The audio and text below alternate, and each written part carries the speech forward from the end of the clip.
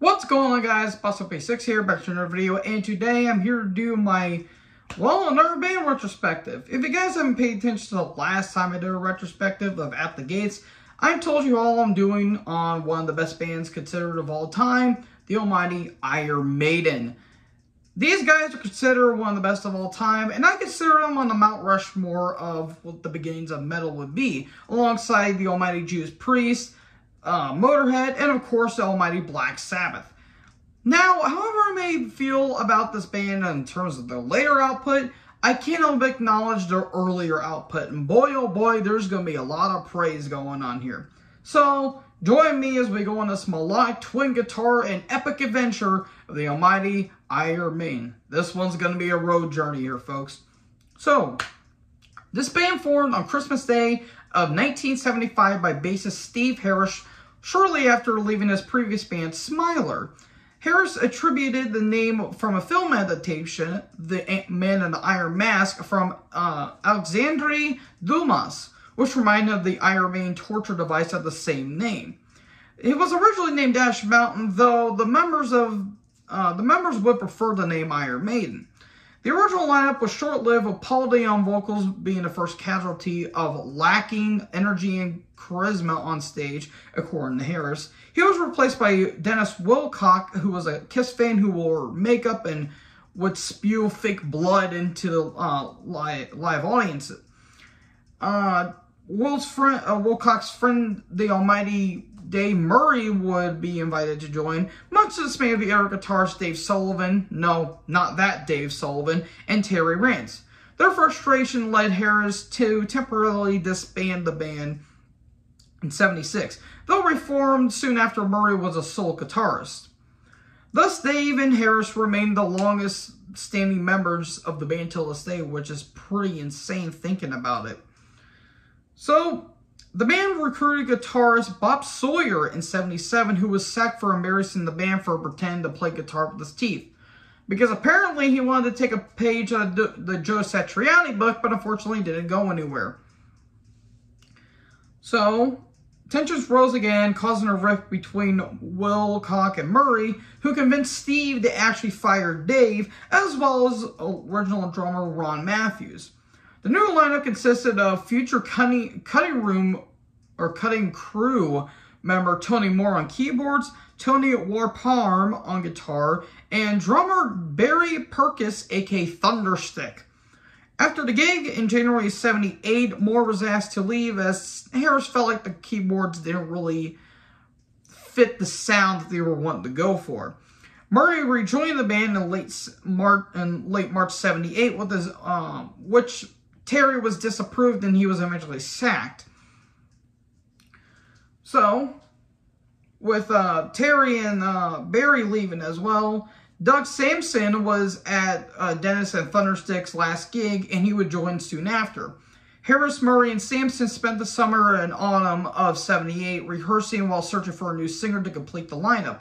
After meeting at the Red Lion Pub in Limestone in November, the legendary Paul Di'Anno became the new vocalist.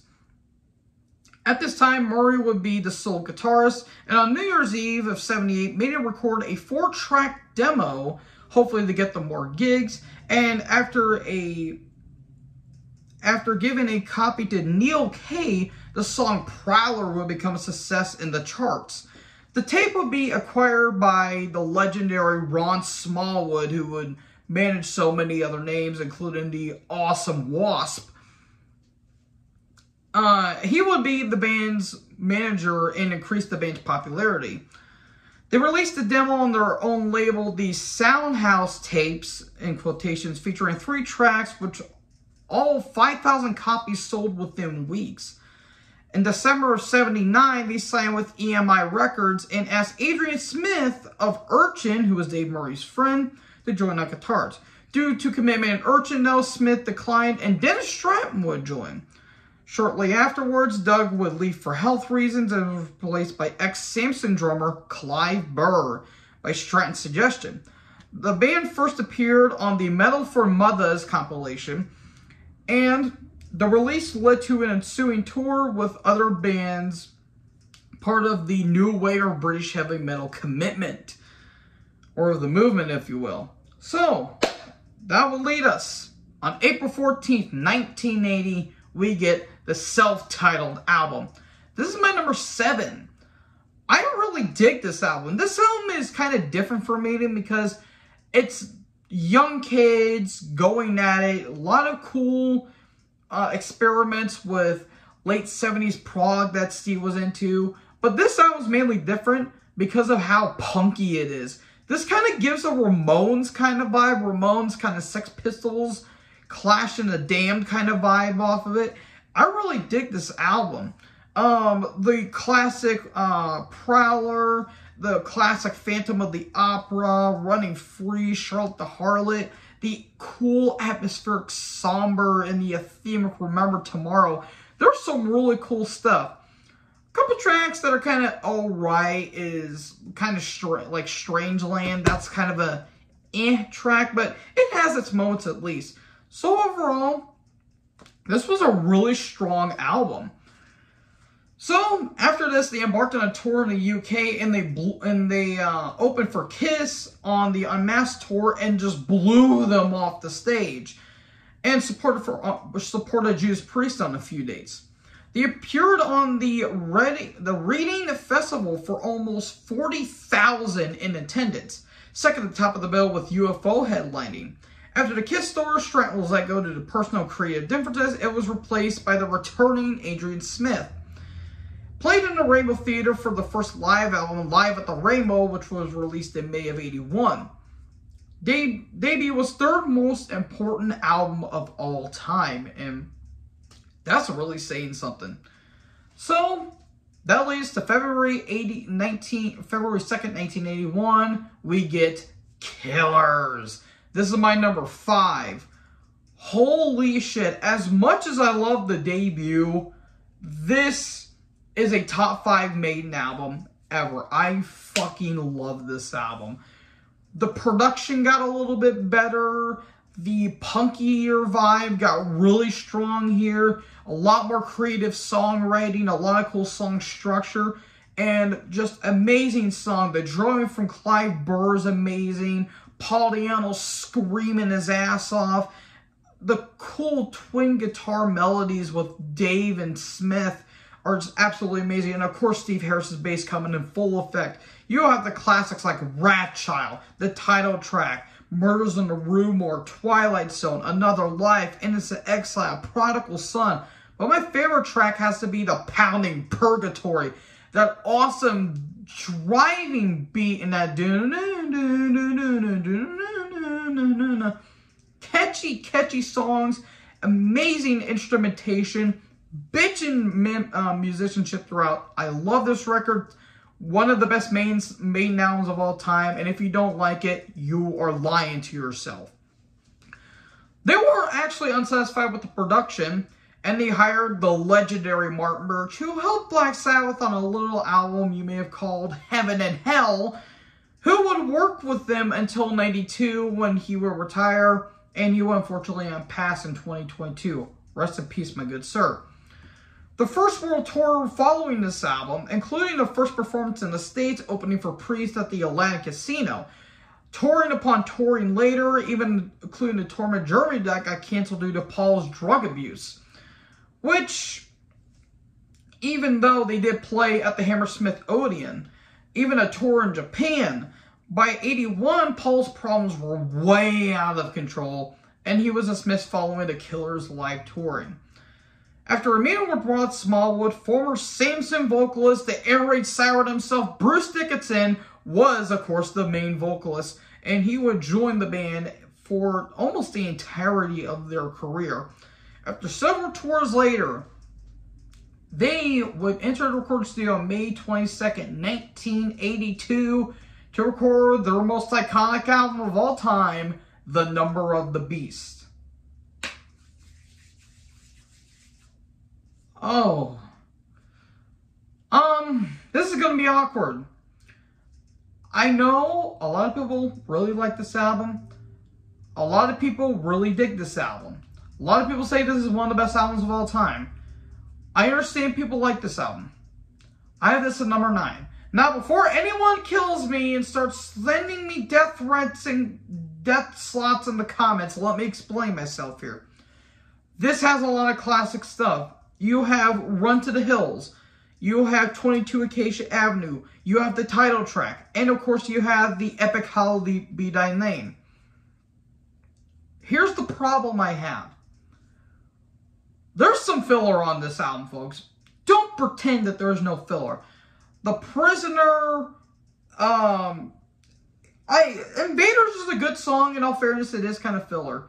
Children of the Damned, and, of course, Gangland. Fuck the meaning of that song. But another thing that I noticed while listening to this album, it feels like a Paul Di'Anno album, but Paul is not on the album. It's like they have Di'Anno in mind while making this album, but Bruce doesn't really click with me on this album. Now, in later albums he would, but this one he felt kind of, I don't know, he kind of felt off on this album. Like, there's some still that punkier moments, and when Bruce tries to do it, it does not click whatsoever. Like, Invaders, it's got a cool punky vibe, but Bruce's voice and his howling doesn't really connect with me on this album. With that being said, a lot of people love this album. I'm not going to bash the people that do. It just doesn't, it's just not top tier as everyone else is for me. Is it terrible? No, there's still some tracks I do like, but it's not one of the best in my opinion. So basically, just pissing off the entire planet, might as well. During the Beast on the Road tour, they were part of a controversy by political conservatives and claiming that they were satanic for the title track and the album cover, to a point where Christians literally destroyed copies of the album in protest. As I mentioned, this was their most successful album and sold out arenas. And another thing about the whole satanic thing, have you heard of black metal by Venom? Or what Slayer would eventually become? Just saying, folks. So, anyways, in December of '82, Clive Burr was fired and replaced by former Trust drummer Nico McBrain. Now, before anyone wants to say, oh, Clive got kicked out because Nico was the roadie, no, I don't believe that shit. In actual interviews, Clive was actually asked to leave because I believe he had a family he had to support, and he was on the tour a lot, and yeah, firing him maybe not the best idea, but letting him go was actually better off, because Clive would go on to greater acclaims, being Gog Magog along with Paul Di'Anno. So Clive actually did pretty well here for the couple albums that he was on. So with Nico on the kit, we go into May 16th, 1983, Peace of Mind. This is my number 4. This is a big upgrade, in my opinion, from Number of the Beast.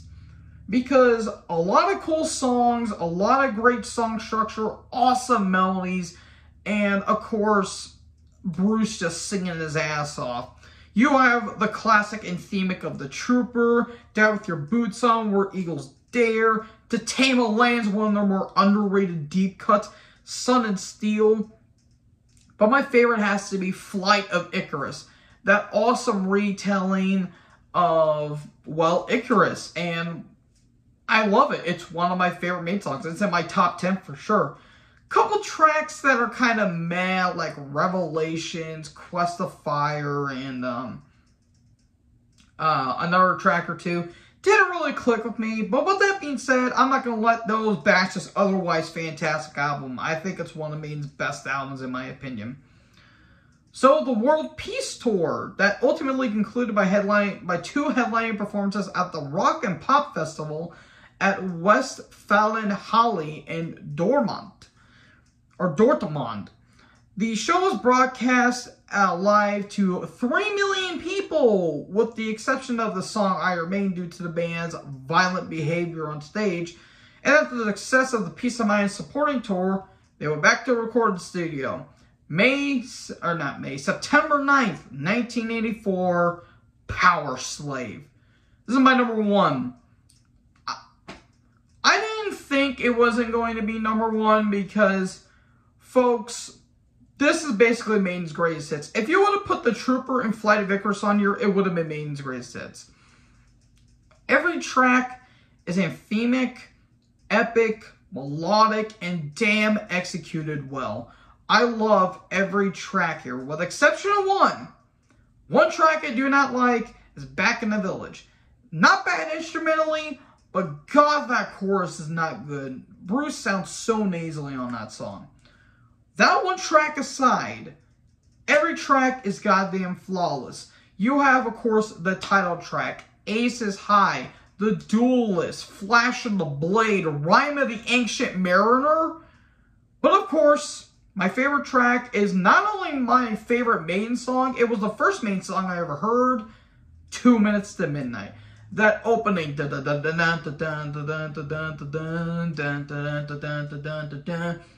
opening gallop, catchy riffs, awesome chorus, cool anthemic-like vibes. Even the slower moments still don't take away how beautiful this song is. I cannot beg for another album like this because I would literally cream my pants at the thought of the band making another album like this. But as we would sadly go on, they would never make another album like this.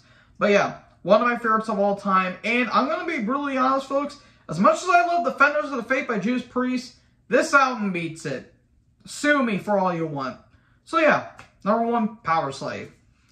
So the World Slavery Tour, which was the band's biggest tour in actuality to date, including a 33-foot Eddie as a mummified phantom, an extendable golden sarcophagus, and ancient Egypt motifs.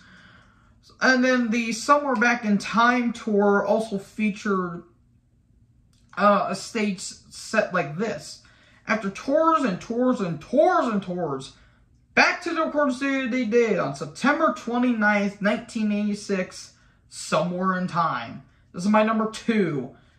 Holy shit, this album is amazing. This is where they experiment with synthesizers along with some progressive elements too.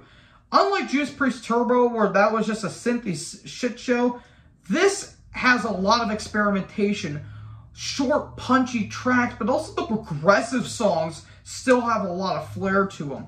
You have the amazing composition by Dave Murray of Deja Vu, Wasted Years, Stranger in a Strange Land, Alexander the Great, Caught Somewhere in Time, Sea of Madness has some cool stuff, The Loneliness of the Long Distance Runner. This entire album, I think, is top to bottom great.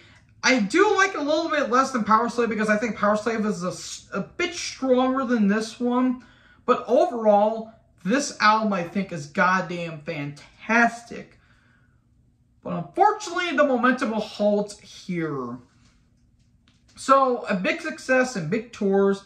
This next album would be a concept album based on the Seventh Son novel by Orson Scott Card in 1987. And again, because these guys are busy as shit, 2 years later, April 11th, 1988, Seventh Son of a Seventh Son. This is my number 11.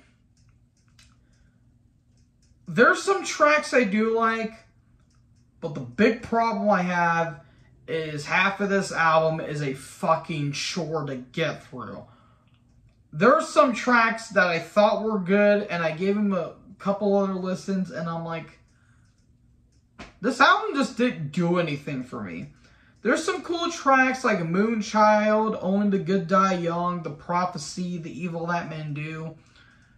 But the other tracks I think are just out like bored, like The Clairvoyant and like the title track's boring. But this features one of the worst Maiden songs ever. Ever. Can I Play with Madness? Fuck that song. That song is so fucking annoying. good Lord, it's so unbearable. Overall, it's not inherently a terrible album, but it's just not that interesting to me. The synthesizers are kind of meh. There's still that proggier side, which, yeah, it worked well with Somewhere in Time, but it didn't work here because they kind of just did long songs for the sake of having a long song. So yeah, not a fan of this one. So the Blockbuster Tour in North America headlined Monsters of Rock Festival in Europe for the first time. They headlined stadiums and festivals in Europe. During the tour, they headlined Monsters of Rock in Donington Park for the first time in August, playing the largest crowd in the festival's history with an estimated 107,000. In attendance with Kiss, Megadeth, Data Lee Roth, Guns N' Roses, and Halloween. However, 2 fans would unfortunately pass away in a crowd surge during the Guns N' Roses performance. Man, Guns N' Roses really know how to kill their crowd, literally and figuratively. The following year's festival was canceled as a result. The tour concluded with several headline shows in the UK in November and in December of '88 with concerts in the NEC Arena, Birmingham, recorded for the Maiden England live video. Maiden was included in the Guinness Book of World Records Museum for the Monsters of Rock Festival performance in '88. During the break in '89, Smith would release an album with his band ASAP titled Silver and Gold. Meanwhile, Bruce worked on a solo album with former Gillan guitarist Yannick Gears, who was also on God Magong along with Paul Di'Anno and Clive Berg, which the 2 original members. That album was called Tattooed Millionaire in '90 and followed by a tour. The first 10 years compilation was released for this new album. Adrian would actually lead to differences because he wanted to fiddle and fuck around with prog, and he would eventually, I think he would start the band Psycho Motel along with some members of the Cult. And another thing is that Smith left for the stripped down style that they were leaning towards, actually. And Yannick Gears would eventually join the band. So, the latest on October 1st, 1990's No Prayer for the Dying. This is my number 8. A lot of people don't like this album, and I understand, but I also disagree. A lot of people don't like it because, one, the production. First of all, are you people considering that these motherfuckers recorded in Steve Harris's barn? And second of all, people say the tracks don't really hold up. There's a couple tracks that I agree aren't good, like Hooks in You and Holy Smoke and Public Enemy #1. But there's some tracks I really do like. The title track, Mother Russia, Run Silent, Run Deep, Tail Gunner's a really good song. Fate's Warning's pretty underrated. The Assassin. There is one track that's very divisive. Bring Your Daughter to the Slaughter. I understand why people hate it, but I kind of enjoy it because, one, I'm biased towards the Nightmare on Elm Street franchise. But I understand it's very fucking cheesy. Very cheesy. Very, very, very cheesy. Overall, I really dig this album. I don't know why a lot of people don't. This is kind of the Lost Maiden album because it was the 90s and what the fuck else were they were going to do. Is it the best album of 1990? Hell no, not even close. But it's not the worst either, in my opinion. So on the No Prayer on the Road tour was booked for 120 shows in Europe, North America, Japan with main supporting act Anthrax.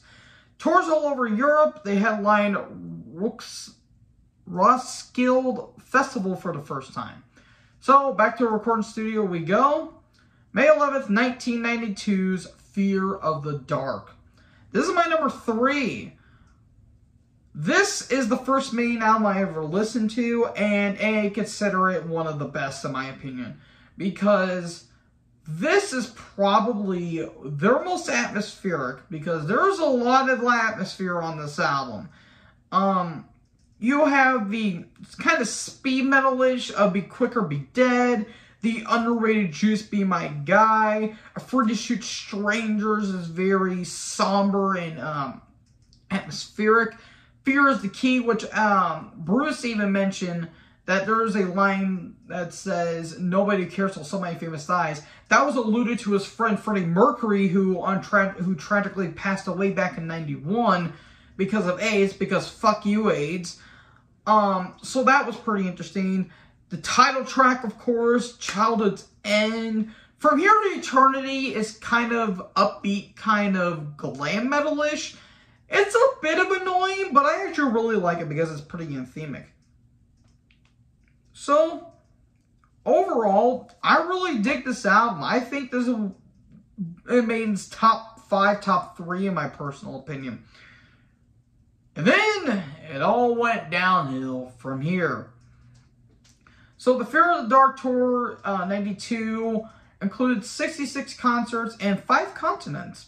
The tour witnessed animosity between Bruce and the band. And in 1993, Bruce would unfortunately leave. The band wanted to continue and look for a new vocalist. After hearing hundreds of tapes, they selected former Wolfsbane vocalist Blaze Bayley. After a 3-year hiatus, they went back to the recording studio with Steve Harris and Nigel Green on production. And then, October 2nd, 1995, The X Factor. This is my number 13. The beginning of the Blaze Bayley era, and oh Lord in heaven, was this certainly an album.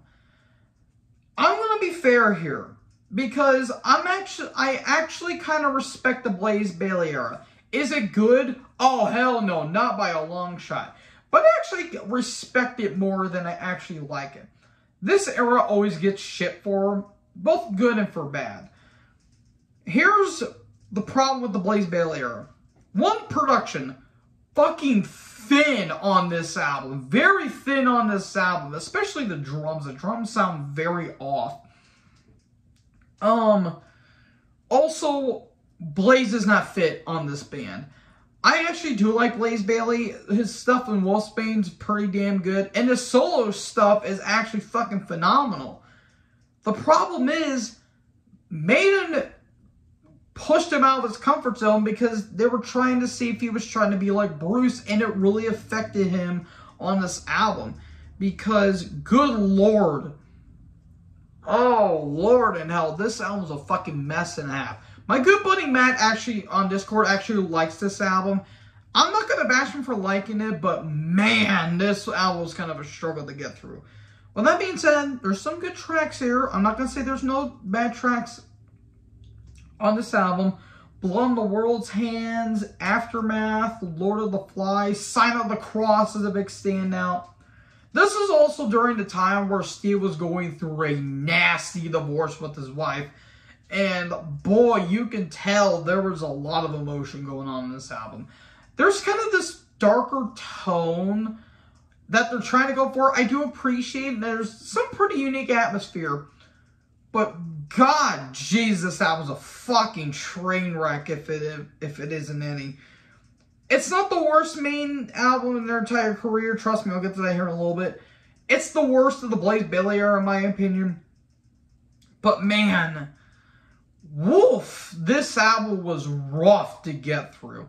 And plus, please don't tell me that the songs here are 20 times better when Bruce sings it. Listen to Bruce sing Sign of the Cross. It's fucking phenomenal. So, around the time this album was made, the aforementioned Steve Harris divorce, they toured through 95 to 96 playing in South America and Israel for the first time. And actually around the time, there was an incident in Chile that the band were playing there and some asshole was throwing shit at Steve while Steve was playing on stage, and Blaze just went ape shit. He was pissed, he was annoyed, and he basically flipped out. And some people take that out of context and they're like, the motherfucker was throwing shit at Steve, being very disrespectful and rude. So I don't blame Blaze whatsoever. So they were booked in clubs, theaters, and mid-sized arenas because it was the 90s and they were getting overshadowed by stupid-ass radio rock like from the likes of Nirvana and fucking Pearl Jam. And the Best of the Beast compilation was released, and again, Nigel Green and Harris would be producers again. So 3 years later, or basically 2.5 later, March 23rd, 1998, Virtual 11. A lot of people say this is the worst Maiden album. I highly disagree. I have this at number 10. Now, people are like, what the hell are you smoking? I actually think this is better than The X Factor, but it's a bit of a hassle to get through. Sorry folks, there's a fly in here that's really starting to get on my nerves. There's some good tracks here, but the big elephant in the room, The Angel and the Gambler, fucking terrible, and especially that CGI. Holy God almighty, that CGI. Woof, that CGI is terrible. With that being said, there's some pretty damn good stuff. You have the Klansmen, Como Esta Amigos, Lightning Strikes Twice is a pretty cool, somber song. When Two Worlds Collide is pretty cool. But the best track is probably the best Blaze Bayley Maiden song, Future Real. Just short, sweet, to the point. That dun dun dun dun dun dun dun dun dun dun. Cool, catchy riff, really unique chorus. Overall, this does have a lot of filler, though. I'm not going to say this doesn't have a lot of filler, but I think this album gets a lot more shit than it actually deserves. I kind of actually defend this album to a certain extent. So the Virtual 11 tour will bring a massive show with huge production about that. In January of 1999, Blaze was asked to leave. The dismissal was due to Blaze's vocal issues during the tour, although Yannick did state that it was partially due to the band fault for basically forcing Bailey to step outside of his comfort zone vocally. At least one of the band members admitted that they made a wrong decision, and by one, I mean only one. So, while looking for a replacement, Rod considered calling up Bruce Dickinson back. And at first, Bruce was against it, but eventually he will reunite with the band in late January of 1990. Along with the return of the almighty Adrian Smith, who was called up actually a few hours later. Now with a 3-man guitar group, and they decided to do the Eddie Hunter tour, along with the Ed Hunter Game. In November of 1999, they got producer Kevin Shirley, who would stay with their production till this day. So, May 26th, 2000's reunion album, Brave New World. This is my number 6. I've talked about this album, talked about the 10 metal comeback albums. I still say that this is a very strong album, one of the strongest albums in Maiden's entire catalog. Because Bruce is back, and boy, did they come back with fury. The Wicker Man, Ghost of the Navigator, the title track, Mercenary, Fallen Angel, Out of the Silent Plane is kind of unique. The Thin Line Between Love and Hate got some cool riffs. The issues I have is it's pretty long. It's a pretty long album. The production's pretty damn thin, and there was actually a point where the Wicker Man actually was on TV and radio, but then got pulled like a few weeks later or something like that, and actually had backing vocals. I really dig that version more than the actual album version, but with that being said, Brave New World is absolutely spectacular. Is it a first-round knockout? No, but I still think it's one of the stronger albums in Maiden's entire catalog. And then the modern era happened, and oh boy, I can't wait to rip in some of these albums. So the Brave New World tour would culminate in January of 2001 in a show at the Rock in Rio show. Eventually, the Rock in Rio live album was released. Well, the band took a year off, During this time, they played 3 consecutive shows at Brixton Academy for Clive Burr, who was recently diagnosed with multiple sclerosis.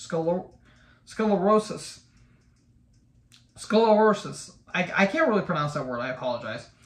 They played 2 further concerts for Burr's MS Trust Fund charity in 05, 07, and in 2013 before Clive's eventual passing. During the 2002 tour, they played 91 shows for over 2 million people in 33 countries. And in November of 02, the Edward the Great compilation and a special metal casket entitled Eddie's Archives. Special box included 3 double CDs, BBC Archives, Hammersmith, and the best of the B-sides. In June of 03, the band released a double DVD promo video compilation entitled Visions of the Beast. At the same time, Give 'Em Ed Till I'm Dead tour with tours in Europe and North America. Following the Give 'Em Ed tour, they went back to the recording studio. September 2nd, 2003, Dance of Death. How will they follow up with their awesome comeback? By shitting all over it. This is my number 15. What the fuck happened here? Wow, this album is bad. Very bad, folks. There's a couple decent tracks here. But this is where Maiden really start to fall off. And good God almighty, what the fuck is that album cover? Jesus H. Christ. If you thought the Angel in the Gambler video was bad, take a look at that cover art. What in fuck is that? There's some decent tracks. Face in the Sand, Passchendaele, Rainmaker because of Kazuchika Okada. But everything else is fucking filler in my opinion. While the Brave New World was the sound of metal going forward, this was certainly a product of its time. In short, 2003 sucked, and so did this album. So, with the Dance of Death 2003-2004 tour began in September. During the album tour, the Death on the Road live album was released. Eddie Rips Up the World tour in 05, and tying in with their 04 DVD, The History of Iron Maiden Part 1, The Early Days. They headlined Ozfest with Black Sabbath, and then the infamous Egg Fest incident happened, where a show in San Bernardino show with 50,000 fans entered the international press coverage after it was sabotaged by Ozzy's family, who took offense to Bruce after Bruce made some remarks about reality TV. Maybe him and Gary Holt could talk about reality TV. Maybe they'll get along real well. So, they played the Clive charity that took place at Hammersmith Apollo. And then, August 25th, 2006, A Matter of Life and Death. Oh, sorry. I about fell asleep because this album is fucking terrible. Number 17 actually, Dead Fucking Last. Fuck this album. This couldn't have put me faster to sleep even if I wanted to. I remember driving with a coworker of mine home from work, and a lot of tracks I played on Spotify that were mixed, a lot of them were from this album, and they were fucking obnoxious, horrible, abhorrent, offensive, generic, terrible. Literally every single fucking metaphor I can think for this album, every hyperbole I can think of, cannot do this album enough diligence. This is one of the worst albums I've ever heard in my entire fucking life. Literally, why is every single fucking track over 5 minutes? Why? I don't understand why this album is over an hour. Oh my god. I didn't think it was going to be as terrible as quite a few people would say. I don't know how so many fucking people actually really like this album. I literally ask people, why do you like this album? They say, well, if you think about it, you gotta listen to it a few times. It doesn't have to be the first time listen for you to get into it. Listen here, shitdick. I listened to this album 3 times. 3 fucking times, and I still cannot get the purpose of this album. This is ungodly, fucking slow, formulaic, boring ass opening, boring ass outro, and terrible songwriting. Terrible. I don't care how creative it is. It's fucking lazy. I get it. The concept that they have is they talk about religion and war. Fine. I'm cool with that. The problem? The execution is piss fucking poor. The song, The Greater Good of God, is probably one of the worst main songs of all time. Fucking atrocious. Why is that song 10 minutes? Oh my god. Eddie doesn't even look like he wants to be on that album. Oh my god. Just every time I think of the album cover, I get fucking Vietnam flashbacks. This album is horrendous. It is the worst Maiden album I've ever heard in my entire life. And if nobody's gonna say it, then fuck you, I'll say it. This album is terrible, and you should feel bad. So, what did they do to make this entire thing worse? Well, in support of this album, they played it in its entirety.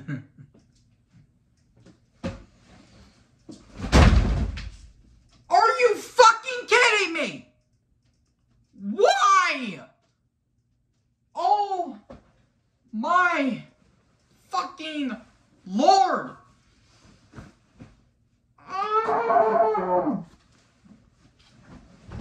I fucked that up.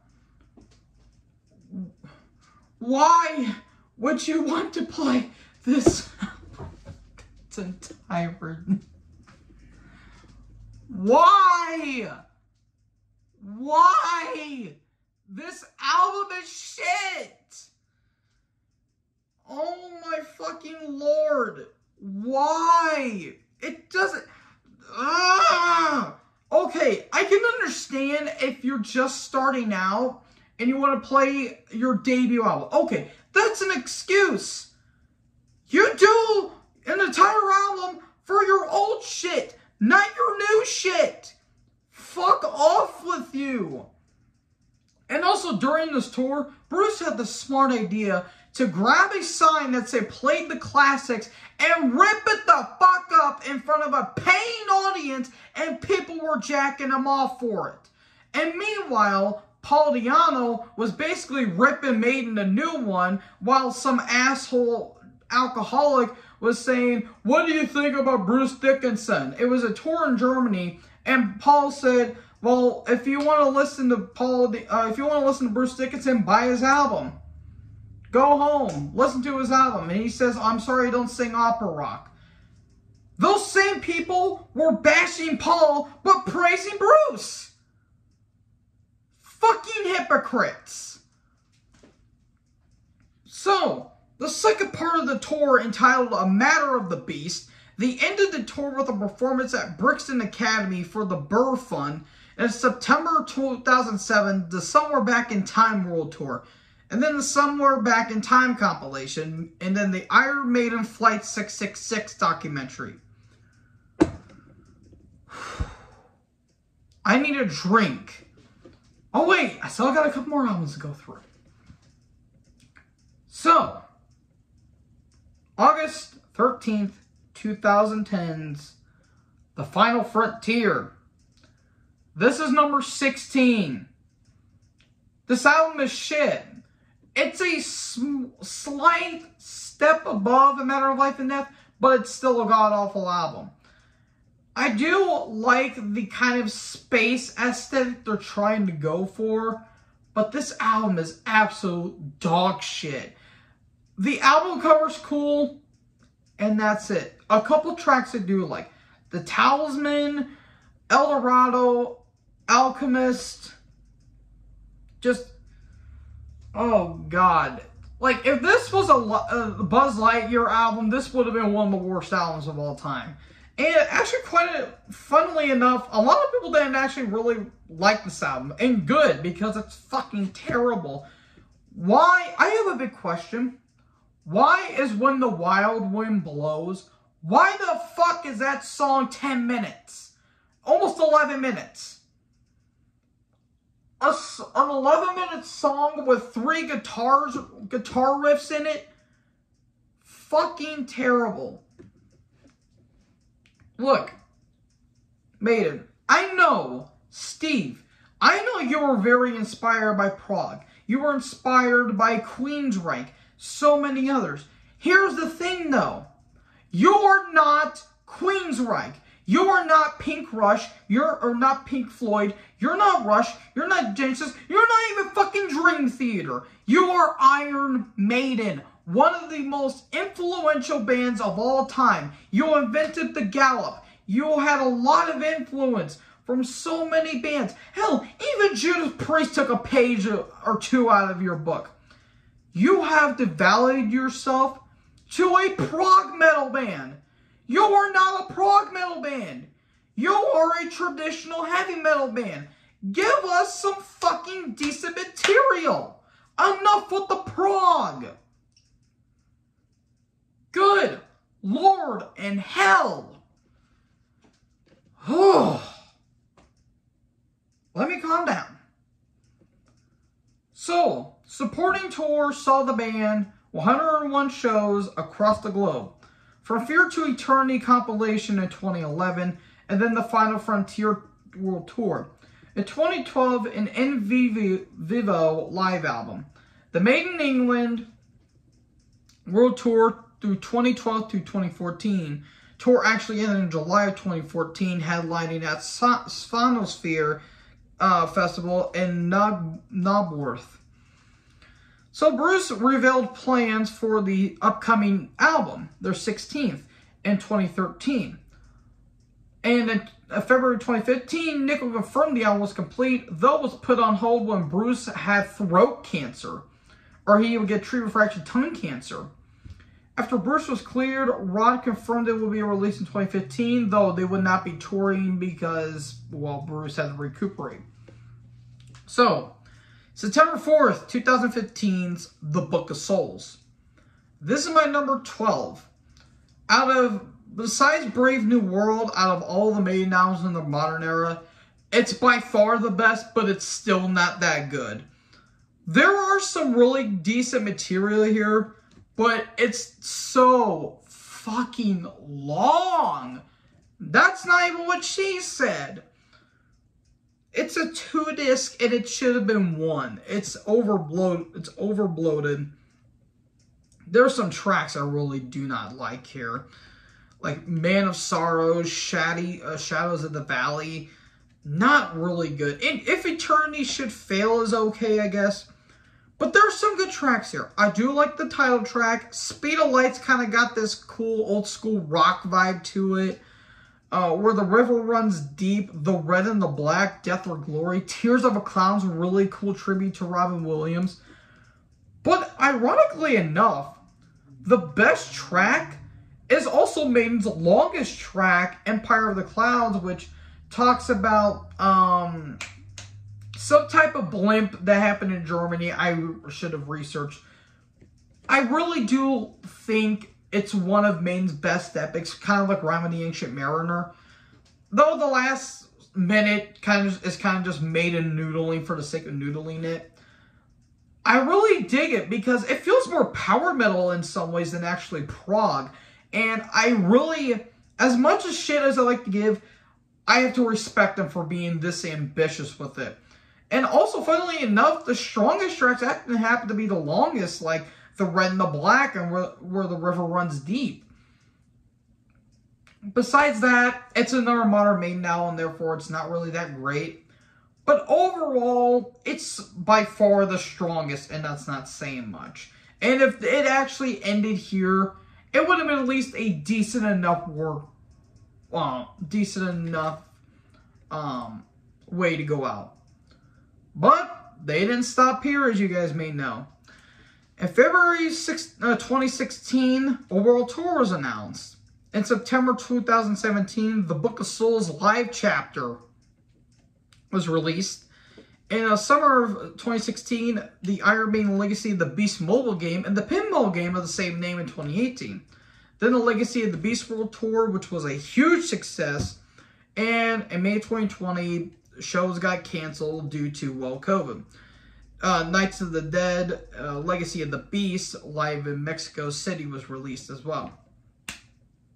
And then basically a year later, September 3rd, 2021's Sinjitsu. I talked about this album when I did my review on it, and my opinions have not changed. This is my number 14. As a follow-up to Book of Souls, big letdown. This album feels lifeless. There's no energy on this album. They sound tired. They sound old. There's not really a lot of memorable tracks on here. Okay. Let me give you guys some advice. If you are wanting to do 3 10-minute tracks at the end of your album, don't have the rest of your album go more than 5 minutes. Almost every track, except for probably one, is over 5 minutes. Fucking unbelievable. There's some decent material here. I do like Stratego, Writing on the Wall, Days of Future Past, the title track's cool. There's some unique atmosphere here. There's some pretty cool solos here. The problem? It's too fucking long. The song Lost in a Lost World is fucking atrocious. I cannot stand that song. I absolutely hate that song with a burning fucking passion. The entire Steve Harris trilogy, terrible. God-awful. Not really that good. If you would have played this album on ×2 speed on YouTube, this album sounds a lot better than it actually is. But no, they decided not to do that. So we're just going to play as fucking slow as we can to a point where I'm pretty sure that grandma and grandpas are having sex in an alternate universe. Overall, this is going to be the last one most likely. Very disappointing note to go out on. So it became the bestseller in multiple countries, and during an appearance on the Talk is Jericho podcast, Bruce confirmed they are planning the stage to play the album in its entirety. Are you fucking kidding me? Have you not learned from a matter of life and death? Apparently not. Oh, God, hell. What in the literal fuck are you guys thinking here?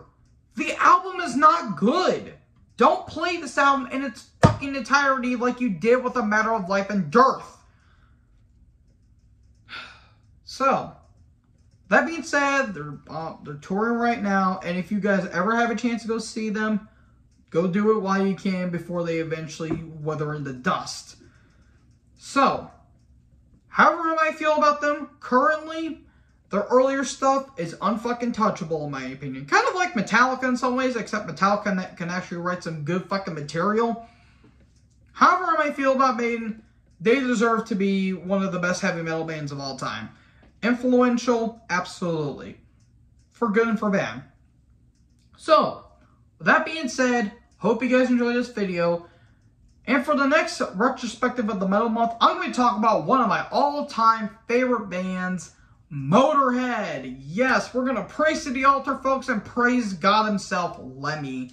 So, let me know in the comment section below what you guys thought about this video. Make sure you guys like, comment, subscribe. Don't be a dick in the comment section because these are my opinions. Join the herd. I'll talk guys next video. Can't wait for the hate mail. Peace out.